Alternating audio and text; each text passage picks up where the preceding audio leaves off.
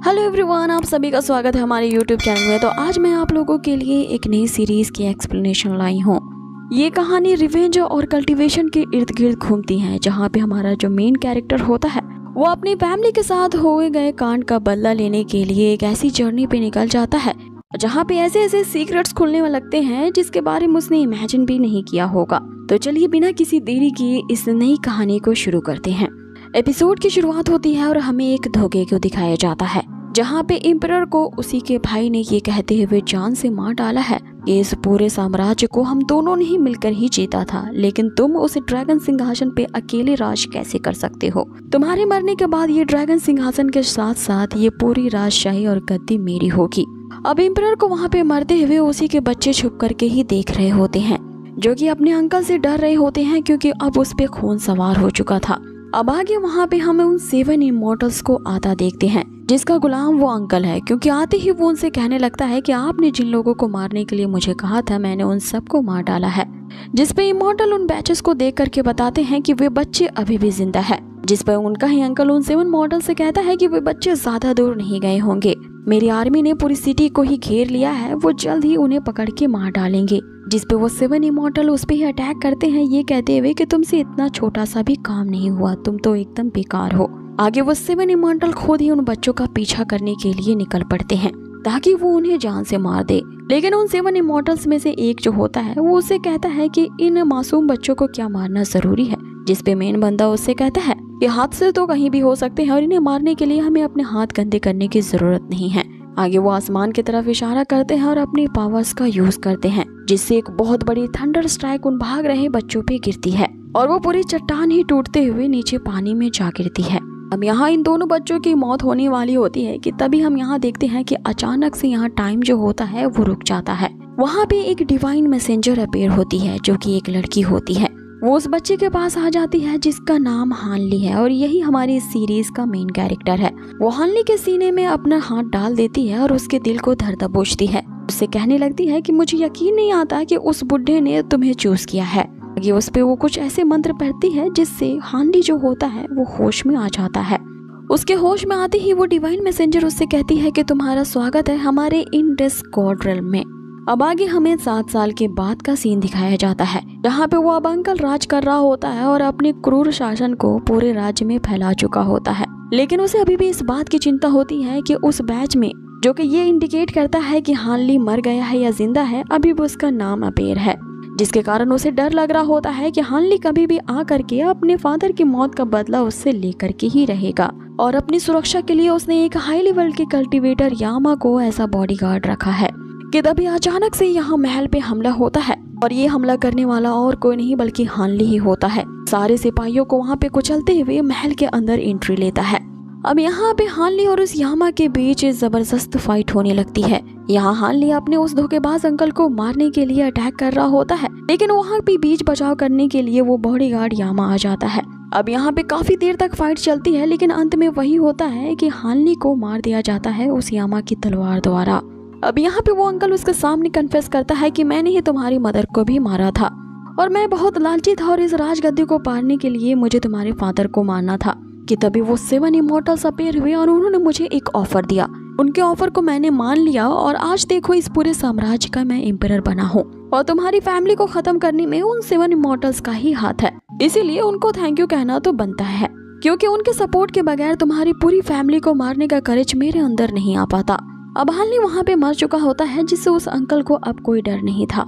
आगे वो यामा से कहने लगता है कि अगर मुझे पहले पता चलता कि तुम्हारे स्किल्स उन इमॉर्टल्स से ज्यादा अच्छे हैं तो मुझे अपना काम निकलवाने के लिए उन इमॉर्टल्स के तलवे चाटने नहीं पड़ते, ना ही इतनी ह्यूमिलिएशन सहनी पड़ती। जिस पे यामा उससे कहता है कि तो तुम मुझे अब बता दो कि वो 7 इमॉर्टल्स कहाँ हैं, ताकि आपकी ह्यूमिलिएशन का मैं उससे बदला ले सकूं। जिस पे वो अंकल कहता है कि उसे नहीं पता कि वो 7 इमॉर्टल्स कहाँ हैं, क्योंकि पहले उन 7 इमॉर्टल्स ने ही यहाँ इस अंकल को अप्रोच किया था। कि तभी अचानक से यहाँ पासा पलटता है और हम हानली को वापस से जिंदा होते देखते हैं, जो उस एम्परर से ये कह रही होती है कि मरने में जरा भी मजा नहीं आता। और अब आगे हानली उस 7 इमॉर्टल्स के बारे में अंकल से पूछने लगता है, जिस पे वो बताता है कि कल्टीवेशन वर्ल्ड में हम मॉर्टल ह्यूमंस को हमें ये बिल्कुल भी इजाजत नहीं है कि हम इमॉर्टल्स के मामले में इंटरफेयर करें। अब यहाँ पे हमें पता चलता है कि जो अभी अभी उठ खड़ा हुआ है वो यहाँ पे हानली नहीं है, बल्कि वही डिवाइन मैसेंजर वो लड़की होती है जिसने 7 साल पहले हानली को बचाया था। अब आगे वो अंकल वापस से यामा के पास चला जाता है और अपने आप को बचाने के लिए उससे गिड़गिड़ाने लगता है। लेकिन जब वो यामा अपना मार्क्स रिवील करता है तो हमें पता चलता है कि वो ही एक्चुअल में हानली है, जो उस अंकल से कह रहा होता है कि मैं आपकी जरूर मदद करूंगा क्योंकि हम एक ही फैमिली से तो हैं। अब आगे हानली अपनी पूरी पावर का यूज करते हुए उस अंकल पे एक ऐसा प्रहार करता है जिससे के कारण उसकी on the spot he death हो जाती है। और फिर उसी टाइम पे ही हानली ने सबके सामने अनाउंस कर दिया होता है कि आज के बाद से ही मैं इस ड्रैगन सिंहासन को संभालूंगा और आज से मैं तुम लोगों का नया एम्परर हूँ। यहाँ सभी उसे अपना राजा मान लेते हैं और उसे ग्रीट करते हैं। अब आगे हानली ने तो अपना आधा बदला ले लिया होता है, इसीलिए वो अपने पेरेंट्स को यहाँ श्रद्धांजलि दे रहा होता है कि तभी डिवाइन मैसेंजर वहाँ पे आती है और हानली से कहती है कि तुम्हें ये बात याद रखना होगा कि तुम्हें हमारे इंडनेस गॉड रिल्म ने बचाया है। तो अब बताओ कि तुम हमारे गॉड रिल्म के द्वारा दिए गए मिशन को कब कंप्लीट करने का प्लान बना रहे हो, क्योंकि तुमने अपना बदला लेने में पहले ही यहाँ पे 1 साल गवा दिया है।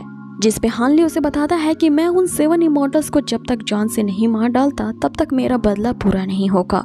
जिसपे वो डिवाइन मैसेंजर उसे धमकी देने लगती है कि याद रखो हमारे गॉड रिल्म में अभी भी तुम्हारी बहन लिवार जो है वो हाफ डेड है, सो तुम्हारी और तुम्हारी बहन की जान हम कभी भी दोबारा ले सकते हैं।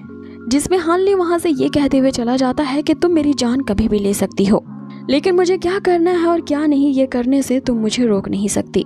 अब आगे जो हानली होता है वो पूरे साम्राज्य में ये ऐलान करवा देता है कि वो अपने इस राज सिंहासन को त्याग रहा है, इमॉर्टल बनने के लिए कल्टीवेट करना शुरू कर देगा। अब इस बात ने पूरी साम्राज्य में ही हड़कंप फैला दिया होता है। अब बहुत सारे सेक्ट्स को निमंत्रण दिया जा चुका था ताकि हानली सभी सेक्ट को एग्जामिन कर सके कि किस सेक्ट का लीडर कितना ज्यादा पावरफुल है और इनमें से जो सेक्ट सबसे ज्यादा पावरफुल होगा और उसी सेक्ट में हानली एज अ डिसाइपल जाएगा ताकि वो इमॉर्टैलिटी को कल्टीवेट कर सके। अब एक एक करके वहाँ पे सारे सेक्ट्स के लीडर को बुलाया जाता है। सबसे पहले किंग बीस्ट सेक्ट को बुलाया जाता है, जिसका जो लीडर होता है वो हर तरह के जानवरों को अपने वश में कर सकता था, लेकिन तभी वो फेल हो जाता है और दूसरे सेक्ट के लीडर को बुलाया जाता है, जो आते ही सबसे पहले बखान शुरू कर देता है कि उसके जो एंसेस्टर हुआ करते थे वो भी इमॉर्टल्स थे और वो उनकी 250वीं जनरेशन का ग्रैंडसन है। और आते ही वो यहाँ पे भविष्यवाणी करने लगता है कि 3 दिनों के बाद यहाँ पे एक बहुत ही बड़ा लैंडस्लाइड होने वाला है, आसमान गिर जाएगा और धरती फट जाएगी और यहाँ कोई भी नहीं बचेगा। अब इसकी बातों को यहाँ सभी बकवास मानते हैं और उसे घसीटते हुए इस कंपटीशन से बाहर कर देते हैं। अब अगले सीन में यहाँ पे हानली को दिखाया जाता है, जो इस डिवाइन मैसेंजर के सामने ये रिवील करता है कि इसने ये सारा षड्यंत्र बस उन 7 इमॉर्टल्स को बिल से बाहर निकलने के लिए फैलाया है, क्योंकि 7 साल पहले वो जो 7 इमॉर्टल्स यहाँ हानली और उसकी बहन को मरवाना चाहते थे वो इस बात की खबर सुनकर के जरूर आएंगे कि हानली अभी तक जिंदा है। जिसपे डिवाइन मैसेंजर उससे कहती है कि अगर वो यहाँ पे आ भी गए तो तुम उनका मुकाबला नहीं कर पाओगे, क्योंकि वे इमॉर्टल्स हैं जो कि इमॉर्टैलिटी को कल्टीवेट करते हैं और कल्टीवेशन को अलग अलग पार्ट्स में डिवाइड किया गया है। और अगर उन लेवल्स में से सबसे लोएस्ट लेवल का बंदा भी तुमसे टकरा गया तो तुम उनसे फाइट में जीत नहीं पाओगे। अब हानली यहाँ पे जैसा प्लान बनाया था वो बिल्कुल वैसा ही होता है। एक बंदा आकर के यहाँ पे हानली पे अटैक करता है, लेकिन हानली ये बात पहले से ही जानता था, इसीलिए वो दूसरे कमरे में बैठा होता है। आगे हानली उस बंदे को धर दबोचता है और उससे कहता है कि तुम्हें आखिर यहाँ पे किसने भेजा है मुझे मारने के लिए। जिसपे वो टोपी वाला बंदा उससे कहता है कि तुम खुद ही अंडरवर्ल्ड क्यों नहीं चले जाते ये पूछने के लिए। अब आगे वो बंदा वहाँ पे पंखों की तरह बिखर जाता है और फिर से हानली पे पलटवार करता है। अब इन दोनों की फाइट से वहाँ पे आग बरसने लगती है, जिसपे आसपास के लोग वहाँ से भाग जाते हैं। और उस लड़की डिवाइन मैसेंजर से हमें ये पता चलता है कि वो बंदा और कोई नहीं बल्कि इमॉर्टल्स का ही एक ऑफिशियल है, जो कि अपने फर्स्ट लेवल पे है और फर्स्ट लेवल पे होने के कारण उसकी कल्टीवेशन काफी ज्यादा लो है। लेकिन लो लेवल पे होने के बावजूद भी वो हानली से काफी अच्छी तरह से फाइट कर रहा है। अब आगे हानली उससे कहता है कि यहाँ बंदरों की तरह उछलना बंद करो, अब मैं तुम्हें दिखाता हूँ कि असली पावर क्या होती है। अब हानली उस पे अटैक करते ही यही पूछता है कि मैं तुमसे आखिरी बार पूछ रहा हूँ कि तुम्हें यहाँ पे किसने भेजा है। जिसपे वो बंदा ये कहती ही कि मैं समझ गया कि तुमने इस कंपटीशन को जानबूझ करके यहाँ पे रखा था, लेकिन याद रखना कि तुम्हें मरवाने के लिए वो चुप नहीं बैठेंगे। आगे वो इतना कहते ही पंखों की तरह फिर से बिखर जाता है। उसके जो पंख होते हैं वो आपकी बार लोहे के बने होते हैं, जो सीधा हानली के बॉडी में घुस जाते हैं। कि तभी डिवाइन मैसेंजर वहाँ पे आके कहती है कि तुम इतनी जल्दी मर नहीं सकते, क्योंकि तुम्हें गॉड रिल्म द्वारा दिया गया मिशन भी तो पूरा करना है, और अगर तुम बिना मिशन पूरा किए ही मर जाओगे तो फिर गॉडरिल में मैं तुम्हारी शिकायत कर दूंगी और किसी ऐसे व्यक्ति से तुम्हारा रिप्लेसमेंट ले लूंगी जो कि मेरी बात हमेशा सुने। कि तभी अचानक से यहाँ सीन चेंज होता है और हमें ताबूत में एक लाश दिखाई जाती है, जिसके पास से एक खूंखार बंदा आता है और उससे कहता है कि आज मैं तुम्हारे बार बार पुनर्जीवन के रहस्य को जान के ही रहूंगा। भले ही तुमने मुझे आज यहाँ पकड़ने का अच्छा जाल बिछाया था, लेकिन तुम आज अपने ही जाल में मारे गए। और जैसे ही वो उस लाश पर से कवर उठाता है, हमें पता चलता है कि वो फिर से डिवाइन मैसेंजर ही होती है। और अब वापस से वहाँ हानली अपेयर होता है और उस बंदे को धर दबोचता है, क्योंकि उसे मरवाने के लिए जो एसेसियन भेजे जा रहे होते हैं वो भेजने वाला यही बंदा होता है। अब आगे वो उस बंदे से फाइट करने लगता है और उसे ये उगलवाने की कोशिश करने लगता है कि वो उन 7 इमॉर्टल्स का अता पता बता दे, क्योंकि वो 7 इमॉर्टल्स एक नेटवर्क के थ्रू काम करते हैं और ये बंदा उनकी सबसे छोटी कड़ी था। लेकिन जैसे यहाँ पे हानली अपने शॉट से उस पे मल्टीपल अटैक करता है, वो बंदा अचानक से अपने फ्लाइंग शॉट को समन करता है और वो उड़ती हुई तलवार यहाँ हानली की छाती के आर पार कर जाती है। आगे वो बंदा यहाँ हानली को बताता है कि मैंने इस फ्लाइंग शॉट के लिए अपनी एक आंख गंवा दी और ये कोई ऐसी वैसी तलवार नहीं बल्कि उन इमॉर्टल्स की ही एक तलवार है। तुम भला मैजिक और इस तरह के रहस्यमय चीजें के बारे में नहीं जान पाओगे जब तुम इन इमॉर्टल्स के एक जादुई तलवार का ही सामना नहीं कर पाए तो बड़े आए उन इमॉर्टल्स से बदला लेने वाले। लेकिन वो बंदा ये देखकर हैरान रह जाता है कि अभी भी हानली की मौत नहीं हुई है, भले ही वो तलवार उसके सीने के आर पार जा चुकी है। आगे हानली हंसते हुए यहाँ पे उठ खड़ा होता है और उससे कहता है कि इस तलवार के बारे में बताने के लिए तुम्हारा शुक्रिया। आगे वो अपनी ही बॉडी से वो तलवार को निकालता है और उस बंदे के सामने ले आता है, लेकिन अचानक से उस तलवार को उसकी गर्दन के आर पार जाने से रोक लेता है और 1 सेकंड के अंदर ही उस फ्लाइंग शॉट को डिस्ट्रॉय कर देता है। हानली की पावर देख करके वो बंदा दंग रह जाता है और सोचने लगता है कि आखिर ये किस तरह की पावर है। अब आगे वो बंदा यहाँ अपने घुटने टेक देता है और सारी सच्चाई उगलने लगता है कि किस तरह से उन इमॉर्टल ने उसकी एक आंख फोड़ डाली और उसके साम्राज्य को ही जला दिया गया और उसे मजबूर किया गया कि अगर वो बंदा इन इमॉर्टल्स के कहे गए काम को नहीं मानेगा तो वो उसकी जान भी ले लेंगे। आगे वो बंदा ये भी कन्फेस करता है कि वो उनका सिर्फ एक मोहरा है और उनके आता पता का इसे कुछ नहीं मालूम। आगे वो उनसे कहने लगता है कि वे लोग बहुत खतरनाक है, इसलिए अपने बदले को यहीं पे भूल जाओ। उन 6 इमॉर्टल्स की जो ताकत है वो तुम्हारी सोच की भी परे है। वे लोग इतने सुपीरियर है कि उनकी स्ट्रेंथ के बराबर तुम कभी नहीं पहुंच पाओगे। अब उस बंदे की डर के कारण पहले ही हालत खराब होती है, इसीलिए हानली उसे छोड़ देता है और अगले सीन में हम देखते हैं कि हानली ने अब राजगद्दी को त्याग दिया होता है और प्राइम मिनिस्टर के हवाले कंट्री का कामकाज छोड़ते हुए वो इमॉर्टैलिटी को कल्टीवेट करने की जर्नी पे निकल पड़ता है। अब आगे रास्ते में यहाँ डिवाइन मैसेंजर जो होती है वो उसे कई सारे तरीके बता रही होती है कि बिना 100 साल की तपस्या किए हुए ही वो किस तरह से किसी पिल का यूज करके कल्टीवेशन की जर्नी को तुरंत मिनटों में ही पूरी कर सकता है। और डिवाइन मैसेंजर इस तरह के कई और सारे नुस्खे उसे बता रही होती है। आगे वो कहती है कि जिस चांगान सेक्ट की तरफ तुम जा रहे हो, मैंने सुन रखा है कि उसका लीडर काफी ज्यादा ना क्रूर है और अगर उसने तुम्हारे साथ बेइज्जती की तो मैं उसे बहुत बुरा सबक सिखाऊंगी। लेकिन यहाँ हानली उसकी बातों को इग्नोर करके आगे बढ़ता ही जा रहा था, जिस पे डिवाइन मैसेंजर उससे कहती है कि वो एक गॉड की एंजल है। सो तुम्हारी हिम्मत कैसे भी मुझे इग्नोर करने की, लगता है तुम्हें अपनी जिंदगी से प्यार नहीं है। लेकिन तभी हानली को एक लड़की दिखाई देती है जो कि एक कब्र पे अपनी श्रद्धांजलि पेश करने आई थी। यहाँ चाइनीज कल्चर में कब्र के ऊपर शराब रखा जाता है श्रद्धांजलि पेश करने के लिए। डिवाइन मैसेंजर जो होती है वो उस वाइन को लेकर के पीने लगती है, ये कहते हुए कि मरे हुए लोग थोड़ी ना आएंगे पीने के लिए। कि तभी हानली उस कब्र पे देखता है जहाँ पे कोई नाम नहीं लिखा होता, जिसका मतलब है कि किसी ने जानबूझ करके अपने गिल्ड को दूर करने के लिए किसी दूसरे के लिए कब्र बनवाई है। अब आगे वही लड़की इन दोनों को ही छुप करके देख रही होती है, जहाँ पे हानली जो होता है उस वाइन बॉटल को वहीं पे रख देता है और वहाँ पे उसे एक खास प्रकार का बैच भी मिलता है, जिसे लेकर के वो सोचने लगता है कि इस तरह के बैच को बनाने के लिए जो जेड इस्तेमाल किया गया है वही जेड उसके डेथ इंडिकेटर वाले जेड में भी इस्तेमाल किया गया है।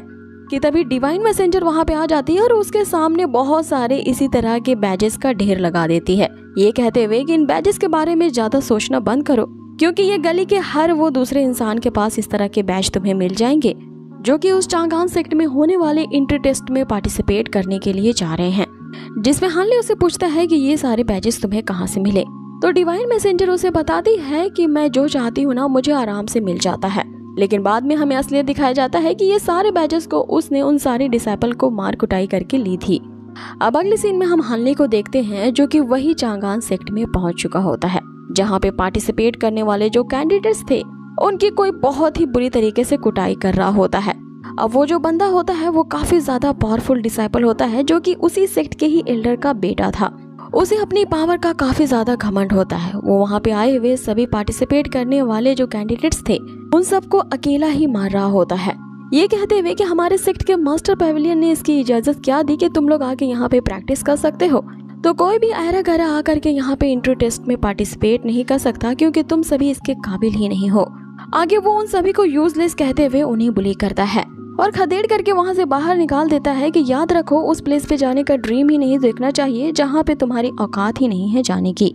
कि तभी वहाँ पे हानली आ जाता है और इसके इस घमंडी स्पीच को वो सुन लेता है और अब उस पे वो पीछे से अटैक करता है, ये कहते हुए तो चलो मैं इस एंट्री टेस्ट को देने का ट्राई करता हूँ। अब आगे हानली के एक ही किक में वो एल्डर का जो सन होता है वो दूर जा गिरता है और यहाँ पे हानली उसकी खूब कुटाई करता है। अब हानली उसे कहता है कि अब जब मैं तुम्हें हरा चुका हूँ, जिसका यही मतलब है कि मैं अब इस चांगान सेक्ट का एक डिसाइपल बनने के काबिल हूँ। जिसपे इंस्ट्रक्टर वहाँ हानली से कहता है कि मेरे एक डिसाइपल को हराना इस टेस्ट को पूरा करना नहीं है, तुम्हें यहाँ पे सेकंड टेस्ट को भी पार करना होगा जो कि एक स्पिरिचुअल फाइट होगी। जिसपे डिवाइन मैसेंजर उसे आके बताती है जिसे सिर्फ हानली ही देख सकता था। कि तभी डिवाइन मैसेंजर आके उसे बताती है जिसे सिर्फ हानली ही देख सकता था कि इस चांगान सेक्ट वालों ने जानबूझ करके ये एंट्री टेस्ट को रखा है ताकि अपना एंटरटेनमेंट कर सके। इन्हें पहले से ही किसी भी नए डिसाइपल को एंट्री इस चांगान सेक्ट में नहीं देना था और ये सब सिर्फ अपने ये एंटरटेनमेंट के लिए कर रहे थे।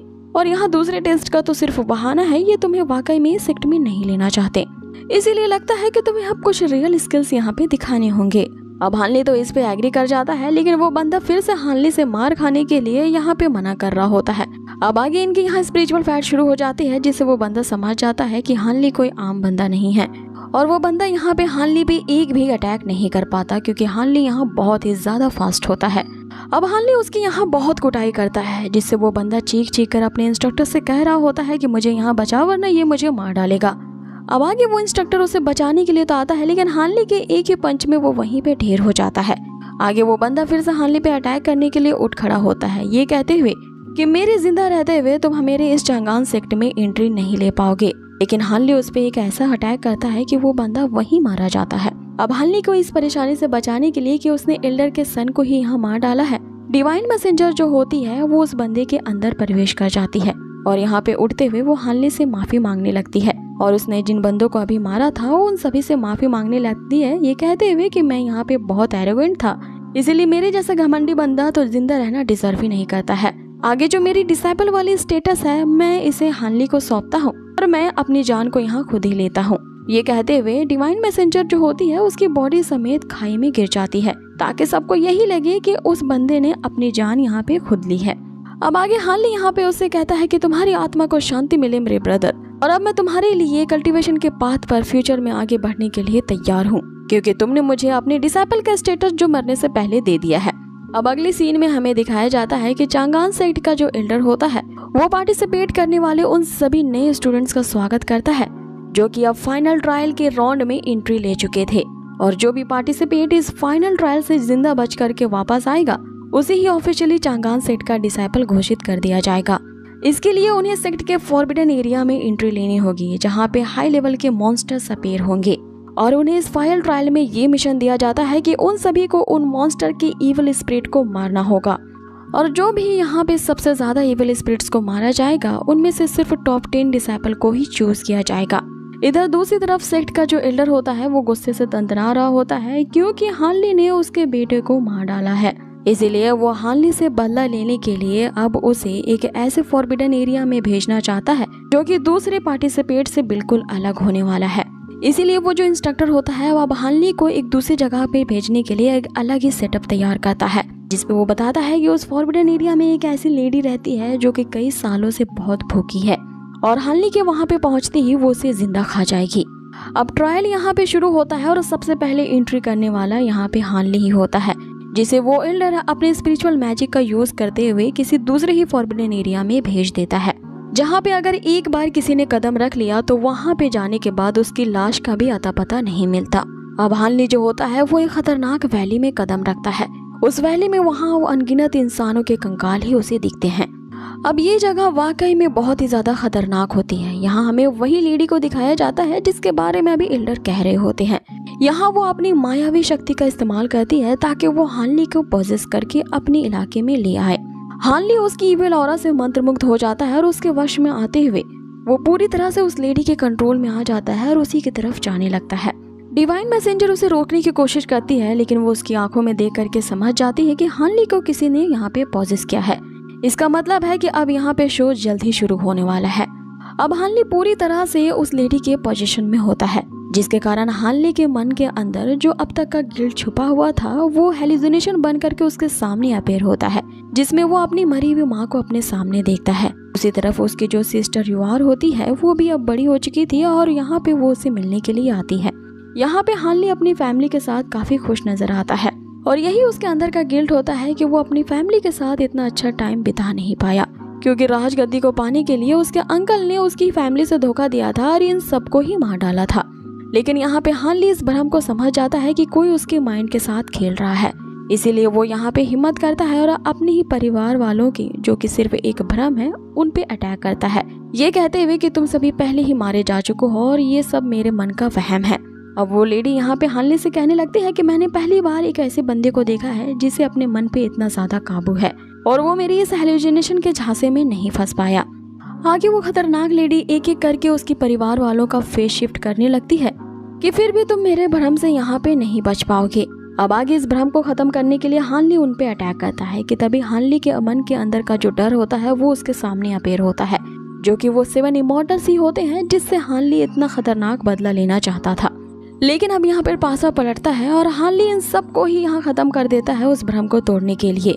आगे जो हानली होता है वो उस लेडी से कहता है कि तुम्हारी हिम्मत कैसे हुई मेरे यादों में झांकने के लिए, और यहाँ पर मेरी यादों में तुमने एंट्री तो ले ली है, तो चलो देखते हैं कि तुम मेरे अंदर के इविल स्पिरिट को हैंडल कर पाती हो कि नहीं।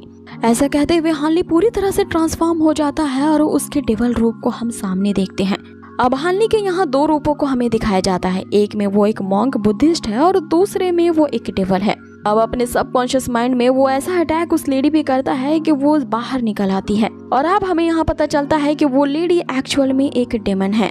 अब वो 9 टेल वाली डेमन फॉक्स जो होती है वो यहाँ उठते ही हानली पे अटैक करने लगती है, लेकिन हानली उसके हर एक अटैक को आसानी से डॉज कर लेता है और उसके एक दांत को दिखाते हुए उससे कहता है कि हमें बताओ कि यहाँ से निकलने का रास्ता कहाँ पे है। जिसपे वो डेमन फॉक्स उससे बताती है कि इस वैली में तो आने के बहुत सारे रास्ते हैं, लेकिन जाने के रास्ते तुम्हें नजर नहीं आएंगे। आज तक कितने यहाँ पे आए हैं लेकिन कोई भी जिंदा वापस नहीं गया, और तुम्हारी समाधि भी मैं यहीं पे बनाऊंगी। अब हानली एक जोरदार किक उसे लगाता है और उसके छाती पे पैर रखते हुए कहता है कि सही सही बता दो कि इन दोनों दुनियाओं से बाहर निकलने का रास्ता कहाँ है, और अगर तुम मुझे ऐसा बताती हो तो हो सकता है कि मैं तुम्हें भी यहाँ से निकलवा सकूं। जिस पे वो डेमन फॉक्स उससे कहती है कि सारे सेल्फिश और हिपोक्रेट होते हैं, इंसान वादे तो बहुत करते हैं लेकिन सब एक जैसे ही स्वार्थी होते हैं। आगे वो अपनी कहानी बताने लगती है कि किस तरह 1000 साल पहले हेलेना, जो कि एक मॉर्टल गर्ल होती है, उसने जानबूझ करके इस डेमन फॉक्स से दोस्ती की होती है, लेकिन अपने स्वार्थ के लिए उस हेलेना ने इसका फायदा उठाया और उसके इन फॉक्स टेल को ही काट दिया। यहाँ तक उसने मेरे से मेरा वो सील ले लिया और मेरे कई सारे लोगों को मारते हुए उसने मेरे पूरे टेरिटरी पे कब्जा कर लिया, और मैं आज तक उसके इस धोखे को भूली नहीं हूँ और इसी बदले की आग में जल रही हूँ। इसीलिए तुम अगर मुझे यहाँ मारना चाहते हो तो मुझे मार करके जा सकते हो, लेकिन मेरे फॉक्स क्लाइन के जो सताए गए स्पिरिट्स हैं वो उस चांगान सेक्ट से बदला लेकर ही रहेंगे, जिनकी वजह से आज हम यहाँ इस मॉन्स्टर वैली में फंसे हुए हैं। अब आगे हानली उसे कहता है कि मुझे तुम्हारे बदले से कोई लेना देना नहीं है, सिर्फ ये बता कि यहाँ इस जगह से निकलना कैसे है। जिस पे डेमन फॉक्स उसे बताने लगती है कि अगर तुम उस हेलेना के शॉर्ट को खींच लेते हो उस जगह से तो तुम इस वैली से निकल पाओगे, लेकिन यहाँ से जाने का एक दूसरा लेकिन सबसे तेज तरीका भी ये है कि तुम मुझे मार करके यहाँ से जा सकते हो। जिस पे हानली उसे कहता है कि मेरी तुम्हारे साथ कोई पर्सनल दुश्मनी नहीं है, इसीलिए मैं पहले रास्ते को चूज करता हूँ। जिस पे डेमन फॉक्स उससे कहती है कि मैंने पहली बार एक ऐसा मॉडल देखा है जो दूसरे के बारे में सोच रहा है, और उन सभी कमीनों से तुम अलग हो जो कि मुझे मिले थे। इसीलिए चलो मैं तुम्हें एक राज की बात बताती हूँ। वो जो चांगान सेक्ट का एल्डर है उसी ने ही ये वैली बनाया है। वो इतना धूर्त है कि यहाँ पे नए डिसेपल्स को भेजता है ताकि वो उस तलवार को निकाल पाए, लेकिन आज तक कोई भी उस तलवार को नहीं निकाल पाया है, क्योंकि उस तक पहुँचने से पहले मैं उन्हें खत्म कर देती थी। क्योंकि अगर कोई उस तलवार को निकाल लेगा तो वो उस चांगान पैविलियन का नया फ्यूचर लीडर बन जाएगा। और 1000 साल बीत गए हैं, जिसने भी उस तलवार को छुआ है वो आज तक जिंदा नहीं बच पाया है। तो क्या तुम अभी श्योर हो कि उस तलवार को निकालना चाहते हो? जिस पे हानली ये कहती है कि तुम्हें इसके बारे में सोचने की जरूरत नहीं है। उस तलवार के पास पहुंच जाता है। हानली के वहां आते ही वो तलवार अपने आप कंपन करने लगती है। अब देखते ही देखते हानली उस तलवार को तो निकाल लेता है, लेकिन डेमन फॉक्स उसे हाथ हिलाते हुए कहती है कि बहुत अच्छा, आशा करती हूँ कि तुम्हारी डेथ जर्नी मंगलमय हो। यानी कि ये सब उस डेमन फॉक्स की चाल होती है हानली को मरवाने के लिए। वहाँ की जमीन अब अचानक से फटती है और हानली उस तलवार समेत नीचे गिरने लगता है, जिस पे डेमन फॉक्स उस डिवाइन मैसेंजर से कहती है कि क्या तुम्हें अपने साथी को बचाने की जरूरत नहीं है। जिस पे डिवाइन मैसेंजर उससे कहती है कि मरने दो, अगर ये मर जाता है तो मुझे नया कंपेनियन मिल जाएगा। लेकिन अब आगे हम हानली को देखते हैं जो कि उस तलवार के सहारे से नीचे लैंड करता है, जहाँ पे उसे हेलिना दिखती है जो उससे कहती है कि मैं चाहती थी कि तुम मेरे इस तलवार को निकालो ताकि तुम उस पैवेलियन के लीडर बन जाओ, लेकिन उससे पहले तुम्हें इन डेमन मॉन्स्टर्स से फाइट करनी होगी। जिस पे हानली उससे कहता है कि वो यहाँ सिर्फ तलवार को लेने आया है, उसे इन मॉन्स्टर्स को किल करने में कोई इंटरेस्ट नहीं है। अब हानली वहाँ से जाने लगता है कि तभी वो डेमन मॉन्स्टर्स उसका रास्ता रोकते हैं और आगे हेलेना उससे कहती है कि अगर तुम इन मॉन्स्टर्स को नहीं मारोगे तो फिर तुम्हारा जीना ही बेकार हुआ। अब उन मॉन्स्टर्स के अपीयर होती ही वो तलवार अपने ही आप एक्टिवेट हो जाती है और अब आगे हम हानली और उन मॉन्स्टर्स के बीच काफी कड़ाके की फाइट देखते हैं और अब चारों तरफ से उन मॉन्स्टर्स की स्पिरिट यहाँ हानली को घेर लेती है। अब आगे यहाँ हेलेना बताना शुरू करती है कि जो चांगान सेट का लीडर था उसने सदर्न सिटी में पेट्रोल करने वाले 1800 लोगों को मार डाला था और उन्हीं 1800 लोगों के स्पिरिट्स यहाँ पे कैद हैं। तो जब तक तुम इन इविल स्पिरिट्स को यहाँ पे नहीं खत्म करोगे, अपने अंदर के एनिमीज को भी नहीं मार पाओगे। अब आगे वापस से हानली को हेलुसिनेशन आने लगते हैं। उसे ऐसा भ्रम होने लगता है कि जैसे वो अपने ही दुश्मनों का खात्मा कर रहा है, जिसके कारण उसके मन में जो इतने सालों से जो दबी हुई नफरत थी वो बाहर आने लगती है और उसके दिल में जितना ज्यादा नफरत होती है उसके कारण उस लेक का पानी उतना ही ज्यादा उबलने लगता है। और यही वो तो हेलेना चाहती थी, जिसे देख के वहाँ बाहर खड़ी डेमन फॉक्स कहने लगती है कि ये पानी फिर से उबल रहा है, मतलब कि हानली भी उन दूसरों के जैसा ही निकला। उसके दिल में भी नफरत भरी है, जिसकी वजह से वो अपने शराब से मुक्ति नहीं पा सकती। अब आगे हानली यहाँ अपने आप पे काबू नहीं कर पाता। उसकी जिंदगी की जो भयानक यादें होती हैं उसे यहाँ पे हॉन्ट करने लगती हैं, लेकिन फाइनली उसे एक आवाज इन सब से बाहर निकालती है जो कि उसी की सिस्टर युवार की होती है, जो उस भ्रम की दुनिया के बाहर वाले हिस्से में होती है और यहाँ अपने वो ब्रदर को प्यार से पुकारती है, जिसके कारण हानली की जो नफरत होती है वो अचानक से शांत हो जाती है और अब उसके अंदर की जो डुअल स्पिरिट होती है हम उसे बाहर निकलता देखते हैं, जिसमें अब की बार वो मॉन्क वाली स्पिरिट बाहर निकलती है और फिर यहाँ पे एक जोरदार ब्लास्ट होता है, जिससे वो जितने भी इविल स्पिरिट्स वहाँ पे कैद थी वो सभी उस लेक से आजाद हो जाती हैं। आगे हेलेना भी ये देख करके दंग रह जाती है कि आखिर ये कैसे हो सकता है, जिस पे हानली उससे कहता है कि तुम हेलेना नहीं हो बल्कि सिर्फ उसका ऑब्सेशन हो। अब ये सुनते ही कि हेलेना एक ह्यूमन बीइंग नहीं है बल्कि एक स्पिरिट है, वो तिलमिला उठती है। अब आगे हेलेना ने जितने भी इविल स्पिरिट्स को यहाँ पे ट्रैप करके रखा था वो सभी आजाद हो जाते हैं। इसे चिढ़ते हुए हेलेना यहाँ वापस से हानली के स्पिरिट पे अटैक तो करती है, लेकिन वो उसे चोट नहीं पहुंचा पाती। अब हानली उसे भी शांत करते हुए हेलेना के अंदर के नफरत से उसे आजादी दिला देता है, जिसके कारण उसकी स्पिरिट गायब हो जाती है, जिसके कारण उस पूरे इलाके को उसने एक खतरनाक एरे से बांध रखा था वो एरे भी डिसअपीयर हो जाता है। और अभिशाप के टूटते ही वो जो डेमन फॉक्स होती है वो काफी ज्यादा खुश हो जाती है कि फाइनली वो अब अपने रियल फेस को पा सकेगी और आधे फॉक्स और आधे ह्यूमन की बॉडी से निजात पा सकेगी, क्योंकि वो अभिशाप अब खत्म हो चुका है। अब आगे हानली भी उस लेक से बाहर निकलता है और यहाँ डिवाइन मैसेंजर से पूछता है कि उसे इस लेक के अंदर कितने दिन बीत गए थे, जिसपे डिवाइन मैसेंजर उसे बताती है कि तुम 3 दिनों से इसके अंदर थे। इसके बाद हमें अगले सीन में दिखाया जाता है कि वो जो डेमन फॉक्स होती है वो उस वैली से अब आजाद हो चुकी थी, क्योंकि हानली ने ही उस ओल्ड पैवेलियन मास्टर के शॉट को उस वैली से खींच लिया था, जिसके कारण उस डेमन फॉक्स की इविल स्पिरिट भी वहां से आजाद हो जाती है। और आगे चांगान सेक्ट के जो एल्डर्स होते हैं वो इस फिनोमिना को देख रहे होते हैं और इसी पर चर्चा कर रहे होते हैं कि तभी उनमें से एक एल्डर जो होता है वो कहता है कि जो भी उस तलवार को निकालेगा वही हमारे इस चांगान सेट का न्यू पैवेलियन मास्टर होगा। सो लगता है कि आज रियल पैवेलियन मास्टर अपीयर होने वाला है। लेकिन वो जो एल्डर होता है जिसने जानबूझ करके हानली को उस वैली में भेजा होता है वो उस दूसरे एल्डर से कहने लगता है कि हमें पैवेलियन मास्टर को पहचानने में इतनी भी जल्दी नहीं करनी चाहिए। इस पे दूसरे एल्डर को उसकी नियत पे शक हो रहा होता है कि इसी ने वो ट्रायल डिसेबल को वहाँ उस वैली में तो नहीं भेजा है, क्योंकि किसी ट्रायल डिसाइपल को उस वैली में भेजना कोई कॉन्सिडेंस तो नहीं हो सकता। कि तभी जो उसका चमचा होता है इस बात से मना करता है कि आखिर एक ट्रायल डिसाइपल कैसे उस तलवार को खींच सकता है, ये हो ही नहीं सकता। कि तभी वहाँ पे सभी की तलवारें हरकत में आने लगती है और वहाँ पे हानली अपेयर होता है, जो कि आते ही उस चमचे का गला धड़ से अलग कर देता है। सभी से कहने लगता है कि अब यहाँ तुम्हारा नया पेविलियन मास्टर आ चुका है, तो अब भी तुम सभी यहाँ पे मुझे ग्रीट नहीं कर रहे हो। सभी उसका स्वागत करने के लिए उसे यंग पेविलियन मास्टर कहते हुए ग्रीट करते हैं, लेकिन वो एल्डर नहीं झुकता, जिस पे हानली अपनी निकाली हुई शॉर्ट उसके ऊपर ही तान देता है। अब आगे ये सब होते हुए वही लड़की देख रही होती है जो कि उस कब्र के पास अपना जेट पिंडन छोड़ के आई थी।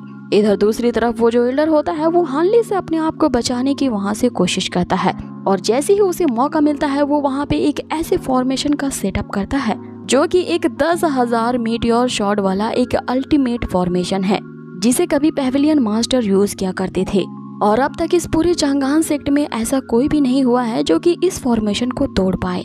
अब सभी लोग इसके बारे में बात करने लगते हैं कि ये नया पेविलियन मास्टर तो मारा जाएगा, लेकिन हम देखते हैं कि उस फॉर्मेशन से हजारों की संख्या में एक साथ ही तलवारें निकलती हैं, जिसके अटैक को हानली मात्र अपने एक मूव से आसानी से डॉज कर लेता है। कि तभी अचानक से वो फॉर्मेशन टूटता है और वो एल्डर नीचे गिरता है। आगे सभी जान जाते हैं कि इस तलवार ने हानली को ही अपना यंग मास्टर चूज किया है। आगे हानली सभी से कहता है कि अभी भी मुझे लेकर के किसी के मन में अगर सवाल पैदा हो रहे हैं तो वो मेरे सामने आ सकता है। कि तभी वहाँ पे दूसरे एल्डर पहुँचते हैं, जो उस एल्डर से कहने लगते हैं कि तुम्हारा जो बेटा था वो अपनी नाकामी की वजह से मारा गया, तो उसकी मौत के लिए तुम किसी दूसरे को दोषी नहीं ठहरा सकते। और सभी ने ये देख लिया है कि तलवार ने आखिरकार अपने यंग मास्टर को पहचान लिया है, इसीलिए तुम्हें अभी बदले के बारे में नहीं सोचना चाहिए और इस उम्र में जाकर के आराम करना चाहिए, क्योंकि तुम काफी थक चुके हो। अब आगे उस एल्डर को ले जाया जाता है। इधर बाकी के जो दूसरे 2 एल्डर्स होते हैं वो यहाँ पे हानली की चापलूसी करने लगते हैं, ये कहते हुए कि आप जैसे मास्टर को तो हमारे सेक्ट में आना चाहिए। वो इन्हें इस बात का भी ऑफर देते हैं कि हमारे सेक्ट में तो बहुत ही खूबसूरत लड़कियां हैं जो वहाँ पे डांस शो करेंगी और आपको वाइन सर्व करेंगी, जिस पे हानली उन्हें ये बात कह के टाल देता है कि वो मात्र एक ट्रायल डिसाइपल है और अभी तो वो इस सेक्ट का एक ऑफिशियली डिसाइपल भी नहीं बना है। इस पे वो दोनों एल्डर बारी बारी से ये कहते हुए उसे फिर से इंसिस्ट करने लगते हैं कि जब ऐसा ही बात है तो यहाँ हानली को उनके सेक्ट को ज्वाइन करना चाहिए, जिस पे हानली उन्हें फिर से मना करता है, ये कहते हुए कि वो पहले से ही किसी और को अपना मास्टर चूज कर चुका है। और ये बात साबित करने के लिए वो उन्हें वही जेट पेंडेंट दिखाता है जो कि उस लड़की ने उस कब्र पे छोड़ा था। उस जेट पेंडेंट को देख करके ये दोनों एल्डर्स यहाँ दंग रह जाते हैं, क्योंकि ये इस चांगान पेविलियन के सबसे ज्यादा सुप्रीम मास्टर की होती है, जिनका नाम मास्टर लेंग होता है। लेकिन उन्होंने बहुत पहले ही नए डिसाइपल्स को लेना बंद कर दिया है। अब यहाँ पे हानली की चोरी पकड़ी जाती है तो वो यहाँ पे ये बात बनाता है कि जो मास्टर लेंग है वो उनके काफी पुराने दोस्त है और इसी दोस्ती के कारण मास्टर लेंग ने उसे अपना नया डिसाइपल चूज कर लिया है। आगे वो यहाँ बखान करने लगता है कि हम तो इतने ज्यादा क्लोज फ्रेंड है कि रात भर हमारी बातें करते हुए गुजर जाती है, और मास्टर लेंग ने तो मेरी इतनी तारीफ करते हुए कहा है कि एक दिन मैं बहुत महान इंसान बनूंगा। कि तभी वहाँ पे मास्टर लेंग आ जाते हैं पीछे से, जो कि हानली को चुप रहने के लिए कहते हैं। इधर जब हानली पीछे मुड़ के देखता है तो उसे पता चलता है कि ये तो वही लड़की है जो कि उस कब्र के पास इस जेट पेंडेंट को छोड़ के चली गई थी। आगे वो दोनों एल्डर उसे बताती हैं कि यही तो हमारे मास्टर लेंग हुआना है। यहाँ हुआना जो होती है वो तुरंत ही हानली का हाथ पकड़ती है और वहाँ से दूर ले जाती है और उसे कहती है कि तुमने बहुत सारा झूठ बोल दिया है और अब ये जो मेरा जेट पेंडेंट है मुझे तुम वापस कर दो। जिस पे हानली उसे बताता है कि वो एक खास मकसद के लिए इस चांगान सेक्ट में आया है और उसके कुछ बुरे इरादे नहीं हैं। वो बस एक खास बात को पता लगाना चाहता है और इसे जानने के बाद वो अपने आप इस सेक्ट से चला जाएगा। लेकिन हुआना सबसे पहले उस पेविलियन मास्टर की शॉट जो कि हानली ने उस वैली से निकाला था उसे लेती है और हानली के साथ काफी रूड व्यवहार करती है, क्योंकि ना वो उसे खाने के लिए पूछती है ना उसके रहने का इंतजाम करती है। इसीलिए जो हानली होता है वो बाहर ही एक रैबिट को रोस्ट कर रहा होता है कि तभी वहाँ हुआना पहुँच जाती है और उसे ऐसा करने से मना करती है। जिस पे हानली उसे कहता है कि मैं तुम्हारे जैसा निर्दयी नहीं हूँ और ना ही मेरे पास तुम्हारे जैसा कल्टीवेशन लेवल है कि मैं इस भूख और कड़कड़ाती ठंड से बच सकूं। जिस पे डिवाइन मैसेंजर, जिसे सिर्फ हानली ही देख सकता था, वो वहाँ पे आती है और हानली को याद दिलवाती है कि तुम्हारे पास अब सिर्फ 2 दिन ही बचे हैं, तुम्हें जल्द से जल्द फेंग शुई का ट्रेजर लैंड अपने लिए ढूंढना होगा। अब ये ट्रेजर लैंड क्या है और हानली इसे क्यों ढूंढ रहा है, इसके बारे में हमें आगे पता चलेगा। आगे डिवाइन मैसेंजर उससे कहती है कि अगर ये काम तुमने 2 दिन में नहीं किया तो तुम अपनी ही कब्र को खोद डालोगे और उस कब्र पे टाइटल लिखा होगा दुनिया का सबसे नंबर 1 यूजलेस पर्सन। जिसपे हानली उसे कहता है कि मुझे उस टाइटल की जरूरत नहीं है क्योंकि मेरे पास पहले ही एक टाइटल है यंग पैविलियन मास्टर का। अब आगे हानली उसे कहता है कि एक रैबिट से मेरा कुछ नहीं होने वाला, चलो एक और फॉक्स को रोस्ट करते हैं। और झाड़ियों में छुपे वो फॉक्स को बाहर निकालता है, जिससे यहाँ वे लोगों को पता चलता है कि ये वही डेमन फॉक्स होती है जो कि शराब हटने के बावजूद भी अपने ह्यूमन फॉर्म में नहीं आ पाई थी और ये डेमन फॉक्स ही बनी रह जाती है। अब आगे वो पूरी मानव जाति को कोस रही होती है क्योंकि 1000 साल पहले यहाँ चारों तरफ हरियाली थी, लेकिन आज वो भटक रही है क्योंकि उसके पास ना कुछ खाने के लिए है ना रहने के लिए ठिकाना है, क्योंकि उसे सभी जगह बस ह्यूमन सेक्ट्स नजर आ रहे हैं। जिसपे हानली उसे कहता है कि तुम अपना रोना मुझे क्यों सुना रही हो, मैं खुद अपनी लाइफ से परेशान हूँ। आगे वो उसे फेंकते हुए कहता है कि अपने स्किल का यूज करो और यहाँ पे सरवाइव करने की कोशिश करो। आगे वो फॉक्स को डिवाइन मैसेंजर बना लेती है, जिससे वो फॉक्स कहने लगता है कि मैं तुम्हारे लिए कोई भी ट्रबल नहीं पैदा करूंगी, मुझे अपना स्पिरिचुअल पेट बना लो। तुम्हें ना मुझे खाना देने की जरूरत है ना ही मेरे लिए घर का इंतजाम करने की जरूरत है, मैं अपना इंतजाम खुद कर लूंगी, बस तुम मुझे अपना एक स्पिरिचुअल पेट बना लो, क्योंकि मैं एक ऐसे मॉन्स्टर लेवल की डेमन फॉक्स हूँ जो पिछले 1000 सालों से जिंदा है। आगे वो बताती है कि मैं अपने लिए माउंटेन के नीचे एक मास्टर ढूंढ रही थी, लेकिन वहाँ पे मुझे एक ऐसा बंदा मिला जो कि एक इमॉर्टल मॉन्क है और अपने मरने की कगार पे पहुंच चुका है। उसकी कल्टीवेशन लेवल काफी कम है क्योंकि वो व्हील टर्निंग टेक्निक का प्रैक्टिस करता रहा है। और अगर तुम लोगों को मेरी बात का विश्वास नहीं है तो तुम माउंटेन के नीचे जाकर के उस इमॉर्टल मॉन्क को देख सकते हो। इस टेक्निक का यूज करने के कारण वो कई 100 सालों से जिंदा है अपने उस मॉर्टल बॉडी में, लेकिन वो मरने की कगार पे है और अपना एक उत्तराधिकारी ढूंढ रहा है ताकि अपनी इस कुंफू की टेक्निक को उसे सौंप सके। और इसी अपॉर्चुनिटी को पाने के लिए आसपास के जितने भी मास्टर्स हैं सब उसकी तरफ तेजी से बढ़ रहे हैं। अब वो कुछ ही दिनों में मरने वाला है, इसीलिए सारे मास्टर अलग अलग सेक्ट के ये चाहते हैं कि वो जो इमॉर्टल मॉन्क है अपना ये जो यूनिक टेक्निक वाला कुंफू है वो उन्हें हैंड ओवर कर दे। अब इसी मौके का फायदा उठाने के लिए हानली भी मार्क्स लगाए उसी माउंटेन के नीचे पहुंच पड़ता है। यहाँ पहले से ही बहुत सारे सेक्ट्स के मास्टर मौजूद होते हैं। अब सभी लोग उसी इमॉर्टल मॉन्क के बाहर आने का इंतजार कर रहे होते हैं कि तभी हानली धड़ल्ले से गेट के पास पहुंच जाता है और जैसे ही नॉक करने वाला होता है एक निंजा स्टार वेपन उसे हिट करती है, लेकिन हानली जो होता है वो उस अटैक को डॉज कर लेता है और उस वेपन को दूसरी तरफ फेंक देता है, जिससे वहाँ पे इंतजार कर रहे एक मास्टर की मौत हो जाती है। अब हानली के इस स्किल को देख करके एक रेड टोपी वाला बंदा वहाँ पे पहुँचता है और हानली से फाइट करने लगता है। हानली उसे पूछता है कि तुम कौन हो, जिसपे वो बंदा उसे बताता है कि मैं यहाँ इस माउंटेन का प्रोटेक्टर हूँ। अब हानली की स्किल्स यहाँ इतनी ज्यादा तेज होती है कि वो उस बंदे की ही तलवार को तोड़ देता है और वही पार से वो उस बंदे का गला चीर देता है। अब ये देख करके सभी डरने लगते हैं क्योंकि हानली आते ही वहाँ पे बहुत सारे लोगों को किल कर रहा होता है। इससे सभी को पता चल जाता है कि हानली ही वो किंग ऑफ हेल है और अपना बदला लेने के लिए और इस टाइटल को पाने के लिए ही उसने इतनी कड़ी मेहनत की है कि उसके आते ही बस मौतें होने लगती हैं। अब आगे एक और बंदा वहाँ पे आता है जो हानली से कहता है कि तुम्हें भी दूसरों की तरह यहाँ पे रूल्स को फॉलो करना होगा और अगर तुमने ऐसा नहीं किया तो फिर हम सभी ग्रुप में तुम पे अटैक करेंगे। जिसपे हानली उसे कहता है कि तुम यहाँ रूल्स की बात कर रहे हो, क्या तुम्हें पता नहीं है कि जो भी किंग ऑफ हेल के सामने आता है वो या तो अपना रास्ता बदल लेता है या उसकी तलवार का शिकार बन जाता है। अब ये सुनकर के सारे मास्टर्स एक साथ ही यहाँ पे हानली पे अटैक करते हैं, लेकिन हानली एक पंच में ही सभी को मात दे देता है कि तभी वहाँ का दरवाजा खुलता है और हानली को एक आवाज आती है कि इतना एग्रेसिव होने की जरूरत नहीं है, तुम अंदर आकर के बात कर सकते हो। अब आगे हानली उस टेम्पल के अंदर पहुंचता है जहां उसे वही इमॉर्टल मॉन्क दिखता है जो हानली से कहता है कि मैं तुम्हारा ही इंतजार कर रहा था और तुम बिल्कुल उसी की तरह हो जिसका मैं वेट कर रहा था। जिसपे हानली उसे कहता है कि तुम किसका वेट कर रहे थे और मैं आखिर किसकी तरह दिखता हूँ। वो मॉन्क बिना कुछ बताए ही फिर से समाधि ले लेता है। इस पे हानली को लगता है कि वो बुढ़ा मर गया है, इसलिए जैसे वो उसे चेक करने जाता है वो मॉन्क हानली की तरफ देख के कहने लगता है कि मैं अभी भी जिंदा हूँ। आगे ओल्ड मॉन्क उससे कहता है कि अगर तुम्हें मेरी टेक्निक्स चाहिए तो तुम्हें 3 दिनों तक यहाँ वेट करना होगा ताकि तुम मेरे साथ कनेक्शन अच्छी तरह बना सको। जिसपे हानली उसे कहता है कि मैं लोगों को मारता हूँ और तुम लोगों को बचाते हो, तो आखिरकार हमारे बीच में कनेक्शन कैसे पनप सकता है। आगे वो जो ओल्ड मॉन्क होता है यहाँ हानली की जिंदगी की असलियत उसे बताता है। वो उससे कहता है कि तुम ना तो मरे हुए हो और ना ही जिंदा हो, तुम बिल्कुल लाइफ एंड डेथ के बीच में एग्जिस्ट कर रहे हो। अब ये बात हानली को कुछ समझ में नहीं आती, इसीलिए वो उस ओल्ड मॉन्क को अच्छे से एक्सप्लेन करने के लिए कहता है।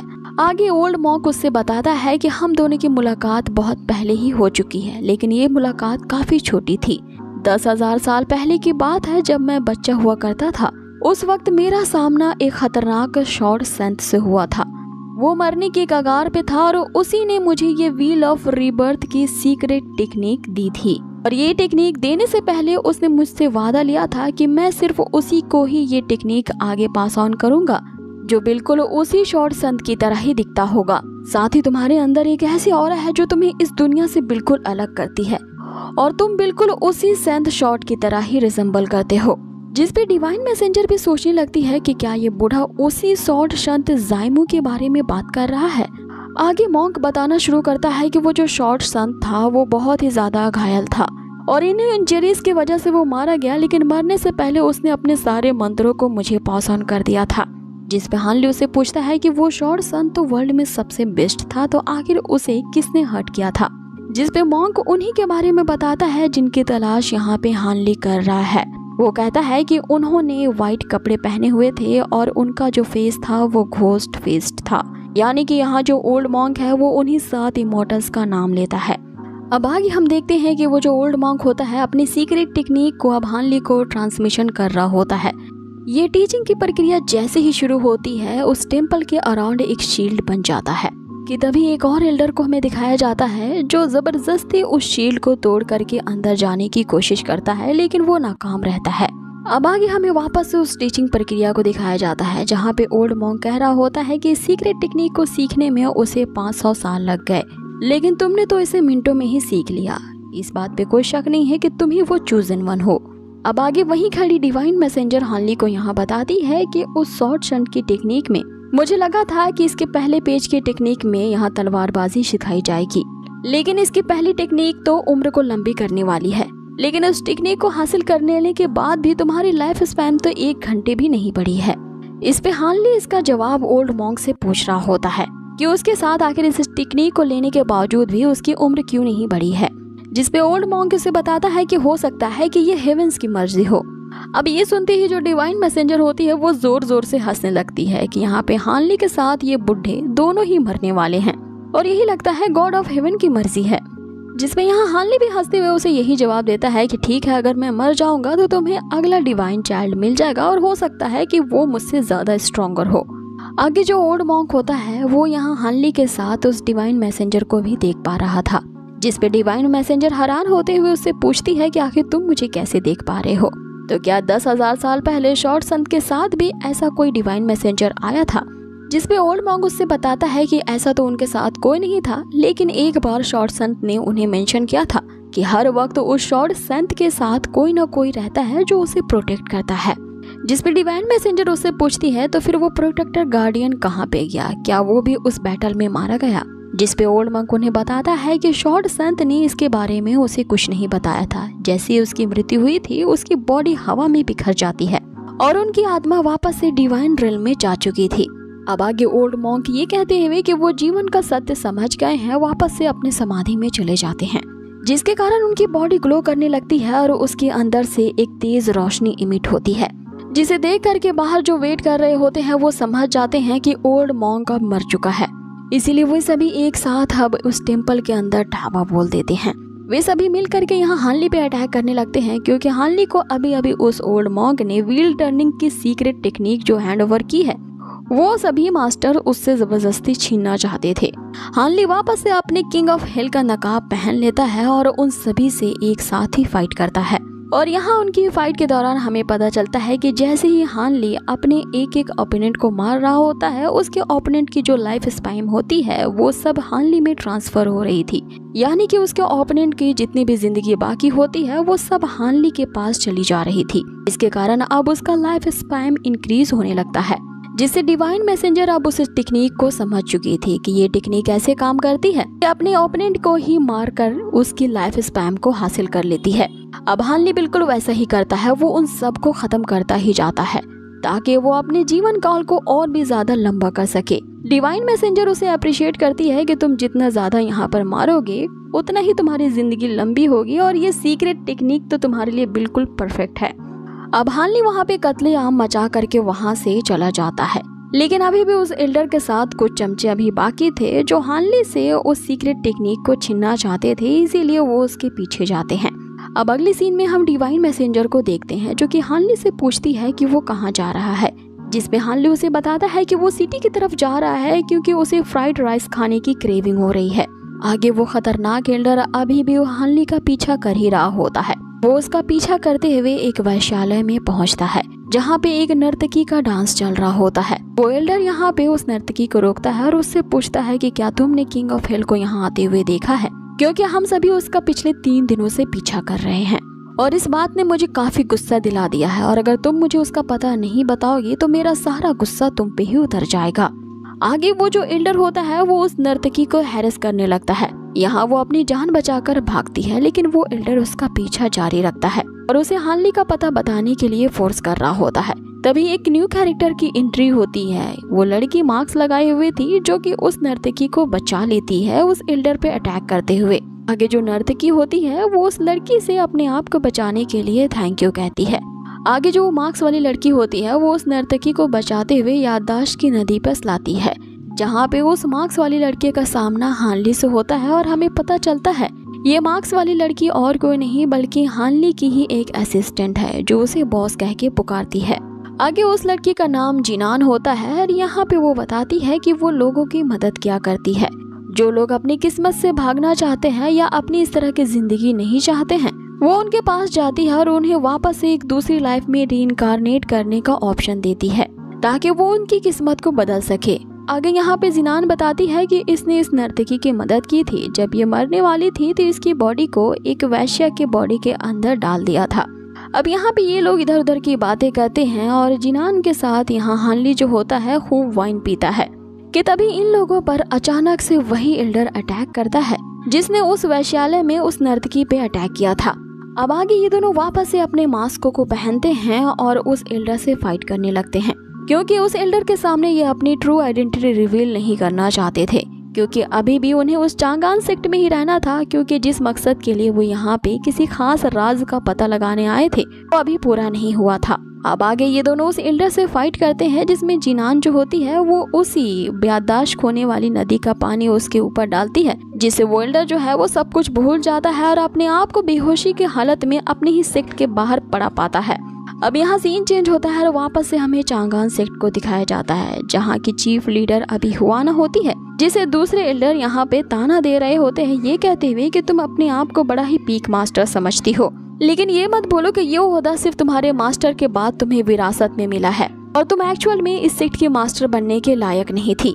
तुम्हारे अंदर कोई भी क्वालिफिकेशन नहीं है इस सेक्ट का लीडर बनने की, ना ही तुमने इतने सालों में कोई नई डिसाइपल्स को रिक्रूट किया है। अब इतना कहने की देरी होती है कि तभी हानली वहाँ पे अपेयर होता है और उनसे कहता है कि कौन कहता है कि यहाँ पे मास्टर लिन हुआना का कोई भी डिसाइपल नहीं है। मैं उनका एक इकलौता डिसाइपल हूँ और मैं अपने पीक मास्टर के ऑर्डर को फॉलो करता हूँ। आगे वो इतना कहते हुए उन ताने देने वालों को अच्छा सबक सिखाता है। अब आगे हानली यहाँ उस पैविलियन मास्टर के शॉट को उस लड़की के सामने तान देता है, वापस चली जाओ और अपने सेक्ट के लीडर से कह दो कि इस चांगान सेक्ट के मामले में दखल ना दे। अब आगे जो हुआना होती है वो हानली से इम्प्रेस हो जाती है, लेकिन रूडली ही सही अब की बार हानली को वो ये कहती है कि अंदर बहुत सारे रूम है, तुम एक रूम को चूज कर सकते हो। अब हानली इस बात से खुश हो जाता है कि कम से कम आज की रात तो उसे बाहर नहीं बिताना पड़ेगा। ये तभी डिवाइन मैसेंजर अपेयर होती है और हानली से कहती है कि तुमने अभी अभी जो टशन दिखाया है उसे तो यही लग रहा होता है कि तुम सच में इन लोगों के यंग पैविलियन मास्टर हो, और हो सकता है कि यही हमारे इनलेस गॉड रेल्म का तुम्हारे लिए पहला मिशन हो कि तुम्हें किसी भी हालत में इस चांगान सेक्ट पैविलियन को टेक ओवर करना होगा। अब आगे हमें अगली सुबह का सीन दिखाया जाता है जहाँ पे हानली आराम कर रहा होता है, लेकिन तभी हुआना के अचानक से किए हुए अटैक से वो जाग पड़ता है। हुआना का कहना होता है कि इस रूम को इनक्लोज नहीं किया जा सकता, साथ ही तुम अपने साथ यहाँ पेट्स को नहीं रख सकते, और एक जोरदार अटैक उसके डेमन फॉक्स पे करते हुए कहती है कि वरना अगली बार इसकी कब्र यहीं बना दी जाएगी। अब हानली को रहने के लिए वहाँ एक दूसरा रूम अलॉट किया जाता है, जिसके बारे में भी तीनों बात कर रहे होते हैं कि आखिर इस रूम में क्या खास बात है। तभी एक डिसाइपल यहाँ हानली को आवाज देते हुए बुलाता है। वो हानली को बताता है कि ओल्ड रूल के हिसाब से जो यहाँ का यंग पैविलियन मास्टर होता है उसे बाफंगा पैविलियन जाना होता है, जो कि चांगान सेक्ट का ही एक हेरिटेज साइट है। वहाँ सिर्फ एक पैविलियन मास्टर ही जा सकता है, क्योंकि आप इस चांगान सेक्ट के पैविलियन मास्टर हो। तो उस बाफांग पैविलियन में अनगिनत ऐसे रेयर ट्रेजर्स रखे गए हैं जिन्हें हजारों सालों से इकट्ठा किया गया है, और सिर्फ पैविलियन मास्टर ही उसे टेक ओवर करने के लिए क्वालिफाइड होता है। अब ये सुनते हुए हान ली जो होता है वो तुरंत ही उस बाफांगा पैविलियन पहुंच जाता है, क्योंकि इस बंदे ने अभी जितनी सारी उसकी खूबियां बताई थी वो चेक करना चाहता था आखिर ऐसे कौन से कॉन्टलेस ट्रेजर्स वहाँ पे छुपाए गए हैं। लेकिन जैसे ही हान ली उसके अंदर जाता है वो डिसाइपल यहाँ ईविल हंसी हंसने लगता है। इस पे हान ली उससे पूछता है कि आखिर तुम्हें हंसी किस बात की आ रही है, जिस पे वो डिसाइपल अपनी बात पलटते हुए कहता है कि काश मैं भी एक पैविलियन मास्टर होता तो इस पैविलियन के अंदर छुपाए गए रेयर ट्रेजर्स के मजे ले सकता। जिस पे हान ली उसे ये कहते हुए कि हर कुत्ते का दिन आता है वो उस बाफांग पैविलियन के अंदर चला जाता है, लेकिन वहाँ उसे ऐसी कोई भी चीज हत्ते नहीं लगती है, इसलिए वो उस पैविलियन के 10वें फ्लोर पे जाता है, जहाँ पे जाते ही वो एक ऐसे फॉर्मेशन में पैर रख देता है जिससे निकलते हुए कई सारी शॉट्स हान ली पे निशाना तान देती हैं। लेकिन हान ली अपने उसी मीटियोर शॉट का इस्तेमाल करके उस फॉर्मेशन को डिस्ट्रॉय कर देता है। जैसे ही वो फॉर्मेशन वहाँ पे डिस्ट्रॉय होती है वहाँ पे उसे एक की होल दिखता है, और उस होल को देख करके वो समझ जाता है कि इसके अंदर जाने वाली चाबी और कोई नहीं बल्कि वही मीटियोर शॉट ही है। आगे वो अपनी तलवार को जैसे ही उसके अंदर इंसर्ट करता है वहाँ पे एक गेट ओपन होता है, जिसके थ्रू जाते हुए वो एक तहखाने के अंदर पहुँच जाते हैं, जहाँ पे हान ली को एक सीक्रेट बुक मिलती है। लेकिन हान ली जैसे ही इस बुक को टच करता है वो बुक जलने लगती है। यहाँ डिवाइन मैसेंजर उसे कहती है कि इससे जल्द से जल्द छुटकारा पाना होगा, जिस पे हान ली अब उस बुक से अपने हाथ को छुड़ाने के लिए अपने अंदर की इंटरनल पावर का यूज करता है, जिसके कारण हम देखते हैं कि वो पूरी बाफांगा पैविलियन ही डिस्ट्रॉय हो जाती है। सब कुछ तहस नहस हो चुका था और अब यहाँ पे हान ली समझ जाता है कि यहाँ पे उसे किसी ने जानबूझकर भेजा है, क्योंकि कोई उसे मरवाना चाहता था। अब जिस सीक्रेट बुक के कारण इतनी ज्यादा भसड़ मची थी वो उस बुक को चेक करने लगता है, लेकिन उसमें सिर्फ क्रैप ही भरा होता है।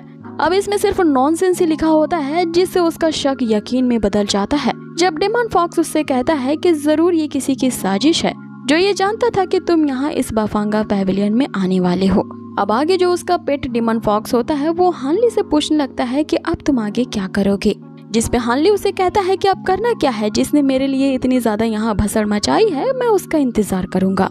अब हान ली उसका इंतजार कर रहा होता है जिसने ये सारा रायता फैलाया है कि तभी बाफांगा पैविलियन की ये तबाही देख करके बहुत सारे एल्डर्स वहाँ पे आ जाते हैं, और अब यहाँ पे शो शुरू होता है। स्नो फॉक्स उसे ऑल द बेस्ट कहते हुए वहाँ से चला जाता है। सबसे पहला एल्डर जो होता है वो हान ली पे इल्जाम लगाता है कि इस 1000 साल पैविलियन को तुमने तबाह किया है और ये एक बहुत बड़ा क्राइम है। सो तुम भले ही एक पैविलियन मास्टर होगे लेकिन अपने आप को क्या समझते हो, तुम्हें इसकी सजा जरूर मिलेगी।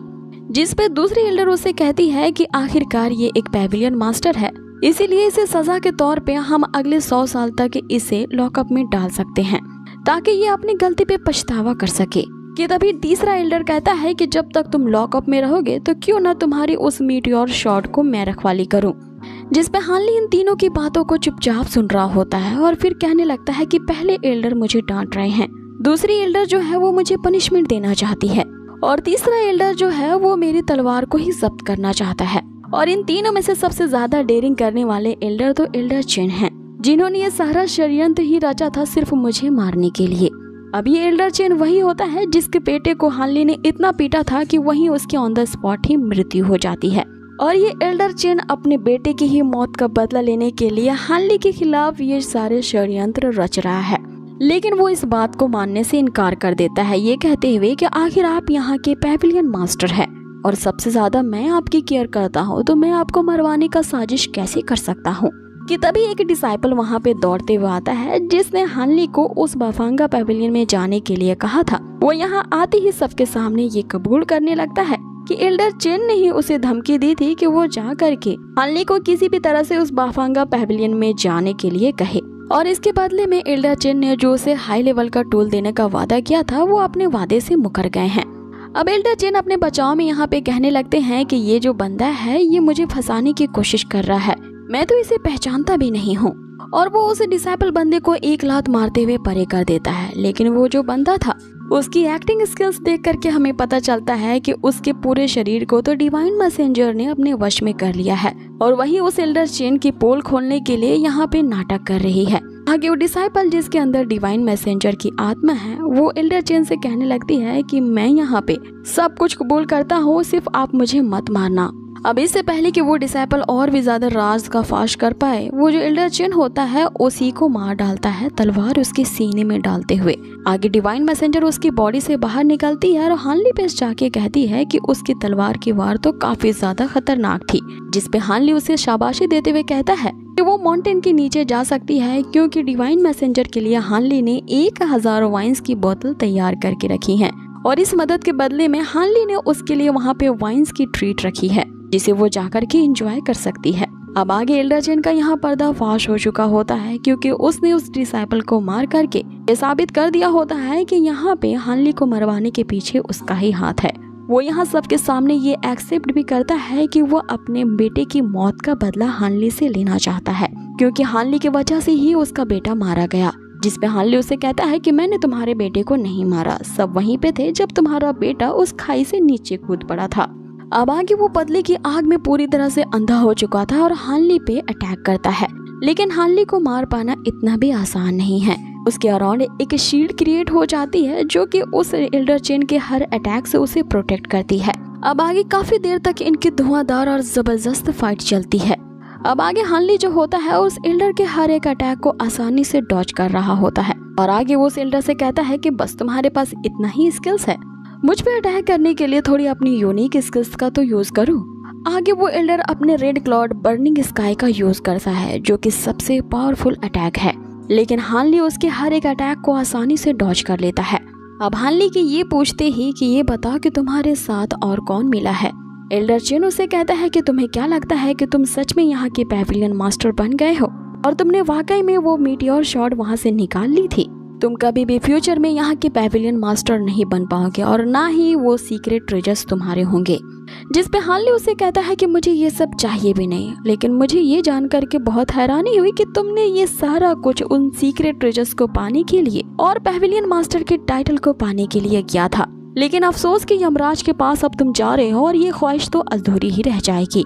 अब हानली उसका काम तमाम कर देता है और यहाँ पे जोर जोर से कहने लगता है कि अगर इस एल्डर चेन ने मुझे हर्ट करने की कोशिश नहीं की होती तो आज इसका ये अंजाम नहीं होता। और तुमने क्या सोचा था कि मेरी जो मास्टर है वो एक कमजोर औरत है और तुम उन्हें आसानी से धोखा दे देते, तो याद रखना कि उनका डिसाइपल मैं हूँ और मेरी मास्टर को तो कोई भी धोखा नहीं दे सकता। ये सब कुछ वो यहाँ पे हुआना को इम्प्रेस करने के लिए कह रहा होता है क्योंकि वहाँ हुआना खड़ी होती है और इस सारे माजरे को पहले से ही वो देख रही होती है। अब आगे वे तीनों एल्डर भी नीचे आते हैं और अपने गुस्ताखी के लिए यहाँ पे हानली से माफी मांगते हैं, जिसपे हानली उसे कहता है कि अगर दोबारा इस तरह की हरकत मेरे सामने फिर से करते हो तो याद रखना तुम सबकी हालत भी इसी एल्डर चेन की तरह ही होगी। अब सीन कट होता है और हमें हुआना को दिखाया जाता है जो कि अपने सोचों में गुम होती है। यहाँ पे उसे एक विजन दिखता है। यहाँ पे वो जैसे ही एक मैजिकल फ्लावर को हाथों में लेती है वो डिस्ट्रॉय हो जाता है और इसी बात को बताने के लिए वो अपनी मास्टर के पास दौड़ती जा रही थी। उसके मास्टर जो कि अब इस दुनिया में नहीं है और मरने से पहले उन्होंने इस पूरे सेक्ट की जिम्मेदारी अपनी एक डिसाइपल हुआना को सौंपी थी। इसी की वजह से हुआना इस सेक्ट की लीडर है। यहाँ उसके मास्टर एक ज्ञान की बात उसे बताते हैं कि वो चीज करना तभी तक इम्पॉसिबल होती है जब तक उसे हम इम्पॉसिबल समझते हैं, लेकिन अगर हम अपने दिल की सुने तो हर एक इम्पॉसिबल चीज भी पॉसिबल बन जाती है। आगे उसका विजन अचानक से ब्लर होने लगता है और उसे कुछ आवाजें सुनाई देने लगती हैं, जिसके कारण वो अपनी सोच से बाहर निकलती है।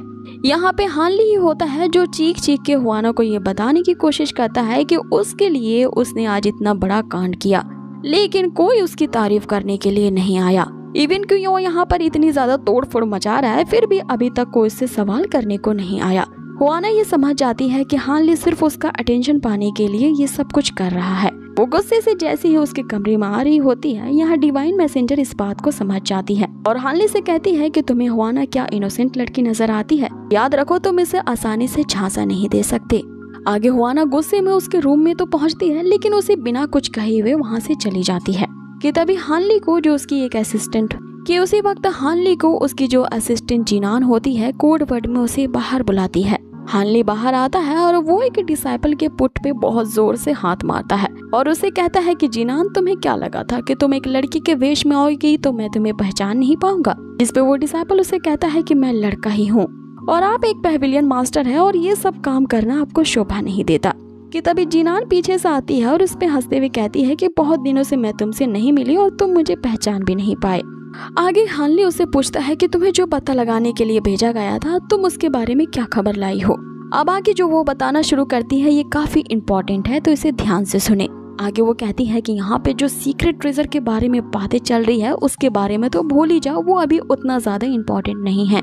इम्पोर्टेंट बात यह है कि जल्द ही वो 7 पीक कंपटीशन शुरू होने वाला है और इसी कंपटीशन में एक पीक ऑफ डिल्यूजन दिखाई देगा और इसी डिल्यूजन को ढूंढने के लिए सभी पीछे पड़े हैं।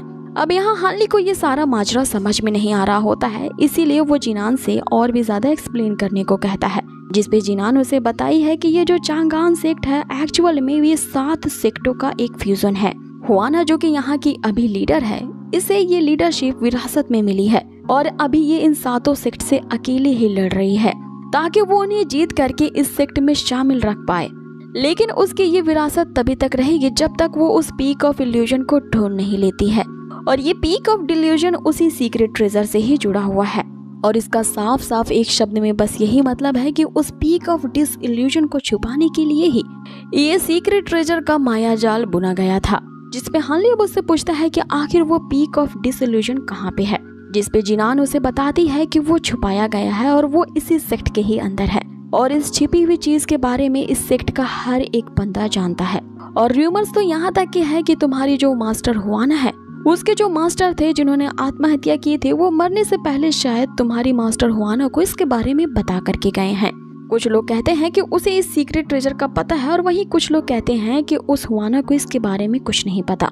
आगे जिनान उसे कहती है कि तुम्हारे मास्टर के बारे में ये भी अफवाह फैली हुई है कि तुम्हारी मास्टर का चक्कर उसके मास्टर से चल रहा था, क्योंकि तुम्हारी मास्टर अपने ही मास्टर को पसंद करती थी और अपने मास्टर से ही प्यार कर बैठना यहाँ पे बिल्कुल वर्जित माना जाता है। जिसमें हानली उसे कहता है कि मैं इस बात पे विश्वास नहीं करता।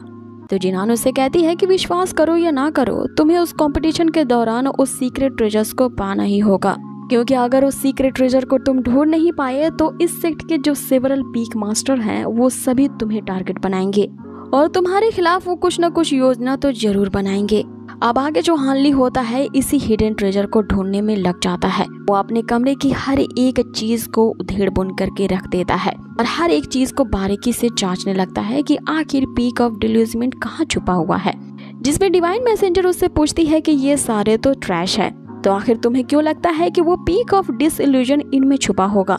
जिसपे हानली उसे बताता है कि वो पीक ऑफ डिसइल्यूजन एक बहुत ही फेमस भ्रम यानी कि इल्यूजन है और हो सकता है कि वो ट्रेजर इन्हीं ट्रैश में ही छुपाया गया हो। जिसपे हुआना आते ही यहाँ हानली पे अटैक करती है, ये कहते हुए कि तुम्हारी हिम्मत कैसे हुई कि मेरे मास्टर के पीक ऑफ डिसइल्यूजन को इन ट्रैश में ढूंढने की, तो क्या अपनी जिंदगी से ऊब चुके हो जो मरने की इस तरह की हरकतें कर रहे हो। जिसपे हानली उसके पास जाके पूछता है कि तो फिर तुम ही बता दो कि वो सीक्रेट ट्रेजर्स कहाँ पे छुपाए गए हैं। यहाँ हुआना उससे कहती है कि मुझे नहीं पता। जिसपे हानली हुआना से पूछता है कि क्या तुम्हारे मास्टर ने मरने से पहले तुमसे कुछ आखिरी शब्द कहे थे। जिसपे हुआना उससे कहती है कि तुम अब हद से आगे बढ़ रहे हो। आगे वो बात की खाल उड़ाने लगता है, ये कहते हुए कि आखिर तुम्हारे मास्टर कैसे मरे थे। आगे हानली उससे कहता है कि 3 दिनों के बाद वो 7 सेक्ट का कंपटीशन शुरू होने वाला है, सो अगर तुम वहाँ पे गिव अप कर देती हो तो तुम जानती हो कि तुम्हारे साथ क्या हो सकता है। सिर्फ वो पीक ऑफ डिसइल्यूजन ही है मामले को पूरी तरह से पलट सकता है, क्योंकि लगता है तुमने हार मान ली है, लेकिन मैं यहाँ हार नहीं मानूंगा। मैं डेफिनेटली उस सीक्रेट ट्रेजर्स को फाइंड आउट करके रहूंगा। जिसपे हुआना उसके मास्टर के कहे हुए अंतिम शब्द उसे बता देती है और एक पहेली होती है जिसमें वो कहती है कि ये दुनिया और भी ज्यादा चौड़ी हो जाती है किसी के जूतों के नीचे आकर के।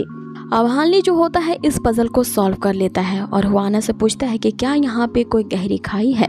अब आगे हुआना हाँ में जवाब देती है और वे दोनों उसी गहरी खाई के पास पहुँचते हैं। आगे हुआना उससे पूछती है कि यहाँ पे क्यों आए हो। जिसपे यहाँ हानली उस पहेली का मतलब समझाते हुए उससे कहता है कि क्या तुम्हारे मास्टर ने कभी तुमसे कहा कि इस खाई से नीचे छलांग लगा दो। जिसपे हुआना उसे कहती है कि मेरे मास्टर बहुत ही ज्यादा टैलेंटेड थे, तो आखिर वो मुझे अगर कुछ बताना चाहते हो तो मुझे पजल्स में क्यों बताएंगे। जिसपे हानली उसे कहता है कि तुम्ही ने अभी तो कहा कि तुम्हारे मास्टर टैलेंटेड थे और तुम नहीं हो, इसीलिए तो उन्होंने तुम्हें ये पजल दी थी।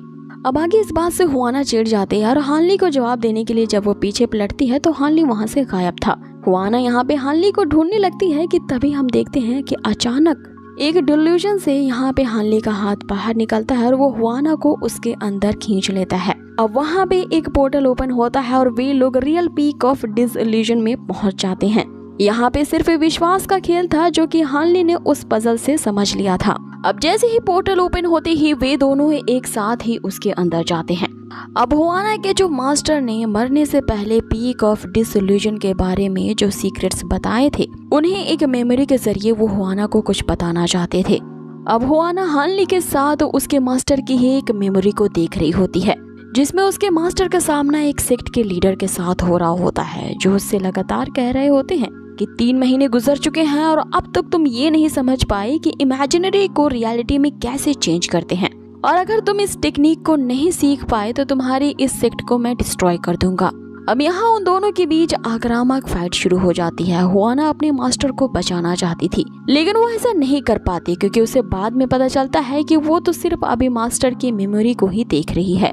यहाँ हुआना के मास्टर इस बात पे अड़ जाते हैं कि भले ही मैं इस टेक्निक को आज ना सीख पाऊं, मगर तुम्हें इस डिल्यूजन पीक के सीक्रेट का मैं एक फूटी कौड़ी भी यूज करने नहीं दूंगा। यहाँ उस दूसरे बंदे का नाम हेलेन येन होता है, जिसने बाकी के 4 सेक्ट्स में उस सीक्रेट टेक्निक को ढूंढने के लिए उसे तबाह कर दिया है, और अब वो हुआना के मास्टर के सेक्ट को तबाह करने के लिए आया है। अगर हुआना के मास्टर उसे वो सीक्रेट टेक्निक नहीं दे देते जिसमें किसी भी इमेजिनरी चीज को रियलिटी में बदला जा सकता है।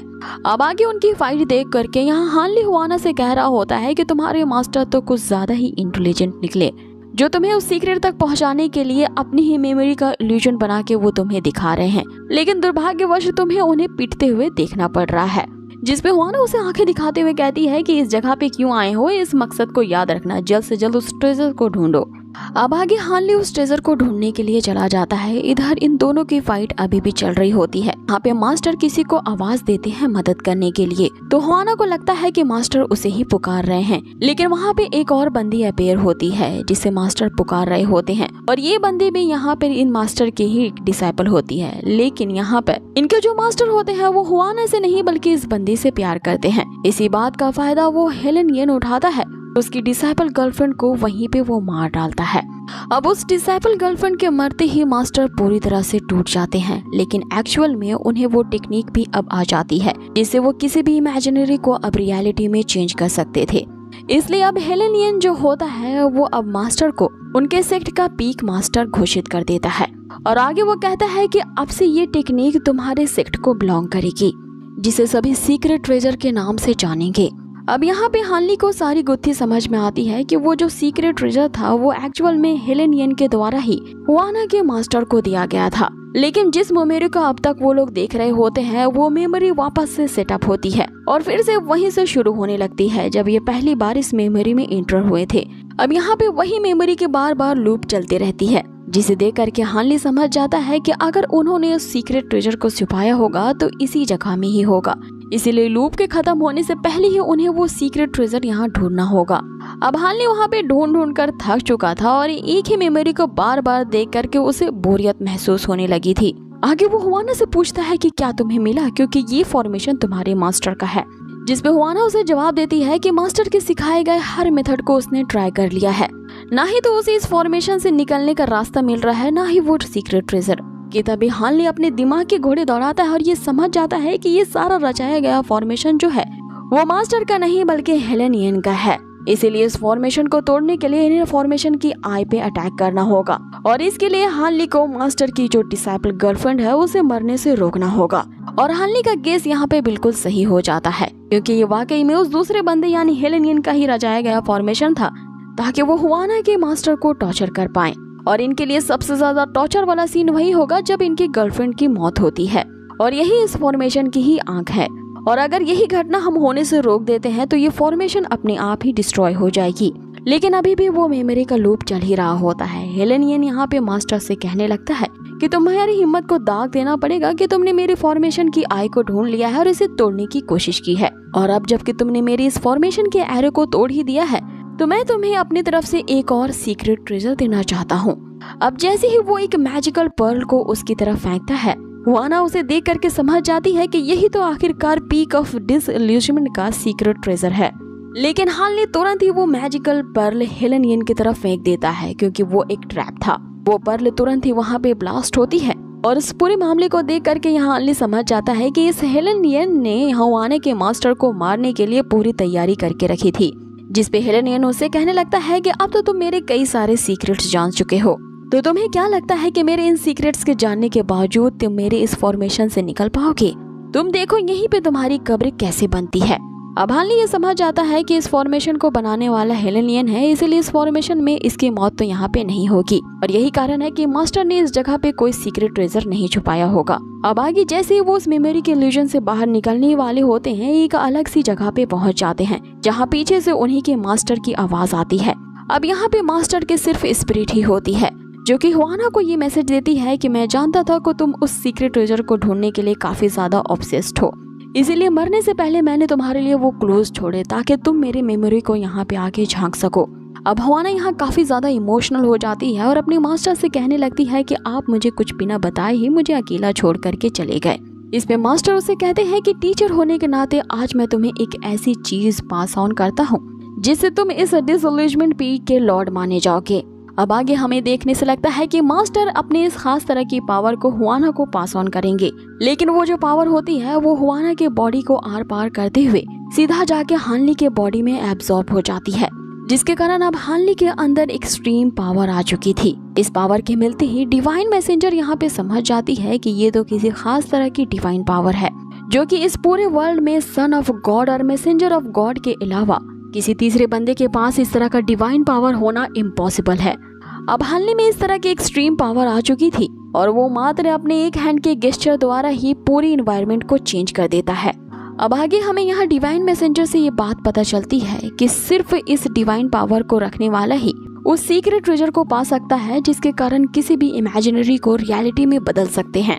अब इसी सीक्रेट टेक्निक के पीछे सारे सेक्ट वाले पड़े होते हैं और हुआना इस टेक्निक को बचपन से सीखना चाहती थी, लेकिन ये टेक्निक तो हानली के पास पहुंच जाती है।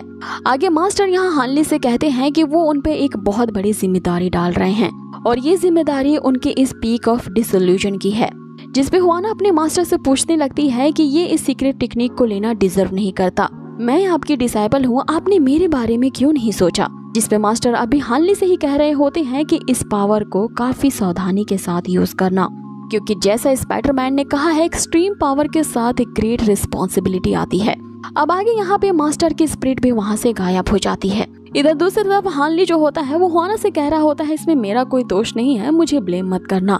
कि तभी हम देखते हैं कि वो पूरी मेमोरी जो होती है वो अब क्लैश करने वाली थी और इन दोनों को ही जल्द से जल्द वहाँ से बाहर निकलना होता है। अब यहाँ हानली के पास वो डिवाइन पावर होती है, इसके कारण वो उस सीक्रेट ट्रेजर को भी फाइंड आउट कर लेता है जो कि एक फ्लावर वास होती है। वो उस वास को लेकर के उस मेमोरी के भ्रम से बाहर निकल आते हैं। अब आगे हानली हुआना से कहने लगता है कि हमारा वहाँ जाना इतना भी बेकार नहीं हुआ, आखिरकार हमने उस सीक्रेट ट्रेजर को तो ढूंढ लिया, लेकिन आखिरकार ये जो बॉटल है वो एक सीक्रेट ट्रेजर कैसे हो सकता है? जिसपे हुआना उसे बताती है कि तुम्हारे हाथ जो लगा है वो वाकई में एक सीक्रेट ट्रेजर है, क्योंकि उस मेमोरी के अंदर से मास्टर ने कुछ ऐसा सेटअप किया था कि वहाँ से तुम अगर कोई चीज भी उठा करके ले आते तो वो सीक्रेट ट्रेजर ही होता। जिसपे हानली उसे कहता है कि ये जरूरी बात तुम मुझे पहले नहीं बता सकती थी, मैं वहाँ से ढेर सारी चीजें उठा लाता और सबसे ज्यादा मैं तलवारों को उठाता, क्योंकि किसी सीक्रेट ट्रेजर का डैजलिंग होना जरूरी है, ना कि एक फूलदान होना। हर वक्त इसे हम अपने साथ कैसे लेकर के घूमेंगे, इससे बेटर तो हमारे पास चिकन लेग पीस ही आ जाता। बस उसके ऐसा कहने की देर होती है कि हम देखते हैं कि वो बॉटल जो होती है वो लेग पीस में कन्वर्ट हो जाती है। मतलब कि यही वो सीक्रेट ट्रेजर था जो कि इमेजिनरी चीजों को रियलिटी में बदल सकता था। लेकिन जब हानली उसे टेस्ट करने के लिए उसे खाता है वो अभी भी अंदर से एक बॉटल ही होता है। कि तभी हम हुआना को देखते हैं जो उसकी तरफ घूर के देखने लगती है कि अब तुमने उसे डिसइल्यूजन पीक के डिवाइन पावर को इनहेरिट किया है और इस विरासत के मिलने के कारण तुम्हें दो चीजें करनी होंगी। जिसपे पहली चीज तो यहाँ हानली बता देता है कि मुझे वो 7 पीक का कंपटीशन जीतना होगा जो जल्दी शुरू होने वाला है, तो इसमें कोई प्रॉब्लम नहीं, उस कंपटीशन को मैं आसानी से जीत लूंगा। और दूसरी बात हुआना उसे ग्रीट करते हुए कहती है कि आज से तुम मेरे मास्टर हो, क्योंकि तुम्हें मुझे वो सीक्रेट टेक्निक सिखानी होगी जिससे किसी भी इमेजिनरी चीज को रियलिटी में चेंज कर सकते हैं। अब यहाँ सीन चेंज होता है और हम हानली को देखते हैं जो कि अपनी ही डेथ कार्ड को देख रहा होता है, जो कि और कुछ नहीं बल्कि उसी वास के ही मटेरियल द्वारा बनाया गया एक भ्रम होता है। अब आगे वो अपने डेथ कार्ड को इमेजिन कर रहा होता है, लेकिन वो जो बॉटल वॉश होती है वो हूबहू उस डेथ कार्ड के जैसा कार्ड नहीं बना पाती। अब यहाँ हानली सोचने लगता है कि आखिर इस ट्रेजर को मास्टर ने वहाँ पे क्यों छिपाया था, क्योंकि ये डेथ कार्ड को पूरी तरह से रिप्लेस नहीं कर पा रहा है। अब यहाँ हुआना के मास्टर ने ऐसा झूठ क्यों कहा होता है ये हमें आगे पता चलेगा कि तभी वहाँ पे एक डिसाइपल आता है जो हानली के साथ फ्लर्ट करने लगता है, जिसपे हानली उसे दूर हटाता है ये कहते हुए कि वो उस टाइप का बंदा नहीं है। कि तभी वो डिसाइपल वहाँ पे जोर जोर से हंसने लगता है और वो एक्चुअल में यहाँ हानली की ही असिस्टेंट जिनान होती है, जो कि अब की बार वाकई में एक लड़के के वेश में उसके पास आई थी। आगे वो उससे कहती है कि अब की बार तो तुमने वाकई में मुझे नहीं पहचाना। अब आगे हानली जो होता है वो जिनान से हुआना के मास्टर के बारे में कुछ इन्फॉर्मेशन जानना चाहता था, क्योंकि हुआना के मास्टर की यहाँ मौत हो चुकी थी, क्योंकि उनके मास्टर डेथ कार्ड बनाने के साथ साथ सील्स की भी कटिंग करते थे और उनमें वो कई सारे स्पेल्स को भी कास्ट कर सकते थे। अब एक बंदे के लिए इतना सब कुछ करना तो इम्पॉसिबल था, इसीलिए वो जिनान को उसके बारे में पता लगाने के लिए कहते हैं कि उनके नेटवर्क में और कौन कौन शामिल था। जिनान उसे बताती है कि तुम्हारा काम हो जाएगा, लेकिन इस बात की जानकारी निकालने के लिए उसे ये 7 सेक्ट के सीक्रेट ट्रेजर्स चाहिए होंगे। मींस कि वो कॉम्पिटिशन जल्दी शुरू होने वाला है और अगर सभी सेक्ट के सीक्रेट ट्रेजर्स उसे मिल जाते हैं तो उनका यूज करके वो ये पता लगा लेगी कि आखिर ये डेथ कार्ड किस सेक्ट के सीक्रेट ट्रेजर के द्वारा बनाया गया था। अब यहाँ पे हानली अपने ही उस डेथ कार्ड की इसलिए इतनी गहराई से इन्वेस्टिगेशन कर रहा होता है, क्योंकि वो जो टोकन जैसा दिखने वाला डेथ कार्ड होता है वो उसी 7 इमॉर्टल्स ने ही भेजा था और ये उसी डेथ कार्ड के जरिए उस 7 इमॉर्टल तक पहुँचना चाहता है।